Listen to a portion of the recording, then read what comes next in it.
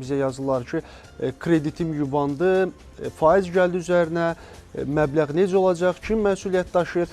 Bu məsələ necə tənzimlənməlidir, necə həll olmalıdır? Ümumiyyətlə, pensiyalar nə vaxt ödənməlidir? Belə bir qrafik varmı? İlqar müəllim, burada da iki məqam var. Siz qeyd etdiyiniz kimi, Dövlət Sosial Müdafiə Fondunun mövqeyi ondan ibarətdir ki, pensiyalar həmin ay ödənilir. Yəni, bu baxımdan qrafik uyğun olaraq ödənilir, qeyd olunur. Yəni, pensiyalar ay ərzində vətəndaşımız ödənilir. Amma ikinci məqam ondan ibarətdir ki, vətəndaşlarımız uzun müddət, uzun illər pensiyanı ayın əvvəlində alıblar.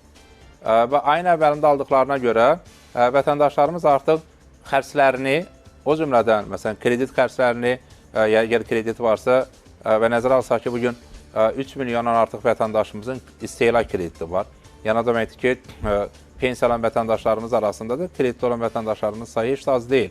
Məsələn, kredit bir il öncə və 2 il öncə kredit götürüblər, hər ay əvvəli pensiyanı alıblar və ona uyğun olaraq da kreditin ödənmə gününü müəyyənləşdiriblər.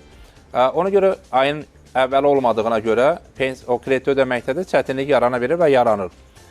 O baxımdan əslində bizim təklifimiz nədən ibarət? Biz təbii ki, banklara müraciət etdik və onlarda bir müraciət ünvanladıq ki, bu, xüsusən də pensiyasılar krediti ilə bağlı vaxtı dəyişdirməsi imkanı versin. Məsələn, əgər əvvəl ayın 5-dirsə, bugün pensiyaçı həmin krediti ayın 20-si alırsa, o zaman onun vaxtını dəyişdirməsi və hər hansı bir cərimə hesablanmadan vaxtın dəyişdirməsi həyata keçirilsin. Bəzi banklarda bu edildi, amma bəzi banklarda edilmədi. Bizim təklifimiz ondan ibarət ki, əvvəla pensiyaların ödənilməsi ilə bağlı daha konkret, yəni ay ərzini əhatə edəcək qrafik deyil, daha konkret qrafik elan olunsun. Məsələn, elan olunsun ki, Bakı şəhərində vətəndaşlarımız pensiyanı ayın 5-i, maksimum ayın 10-u alacaqlar və ya ayın 1-i, maksimum ayın 5-i alacaqlar. Yəni, konkret və ya 5-i 7-si arası alacaqlar. Artıq həmin ərazidə yaşayan vətəndaşlarımız biləcək ki, onun pensiyası əgər 5-7 arasında 7-sindən gec verilməyəcək. Planlarını da ona uyğun quracaq. Və ona uyğun olaraq da planlarını quracaq. İkinci məqam, biz təbii ki, paytaxt və ya iri şəhərlərlə, Sumqayıt, Abşeron və ya digər rayonlarımız arasında vaxt bölgüsünün tərəfdarı deyilik. Pensiyaların, yəni bugün Dövlət Sosial Müdafiə Fondu kifayət qədər elektronlaşıb, elektron xidmətlərdən istifadə edilir.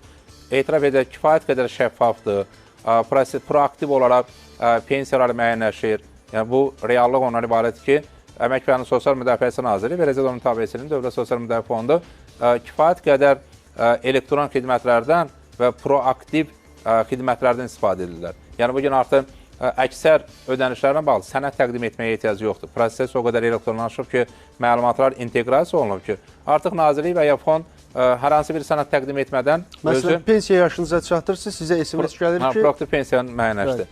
Ona görə də və eyni zamanda təbii dövlət büdcəsində də profit var. Büdcə gəlirlərimiz təbii ki, zamanında formalaşır. Ona görə bizim təklifimiz ondan ibarətdir ki, həm paytaxtda, həm Abşeronda, həm Sumqayıtda, həm məsələn Qusarda, Füzulidə və ya digər hər hansı bir rayonda pensiyalar eyni vaxtda ödənilsin.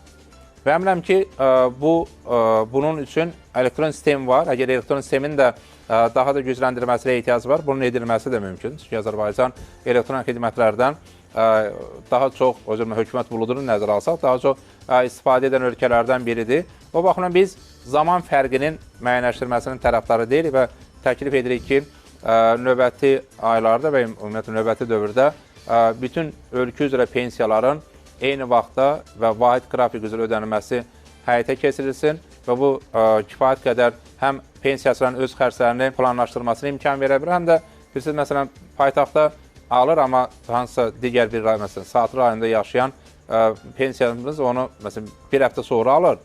O baxımdan da bu vaxt fərqinin olması da arzu olunur. Amma eyni vaxt ödəniləndə bu həm də eyni bir yanaşmadır və nəticədə ölkə üzrə bütün pensiyaçılar bu halda pensiyalarını eyni gündə və vahid qrafik üzrə ala bilirlər. Söhbət ona getmir. Məsələn, bunu mümkün 3 gün ərzində olsun, amma 3 gün ərzində ölkə üzrə tam ödənilsin. Yekunlaşdırılsın.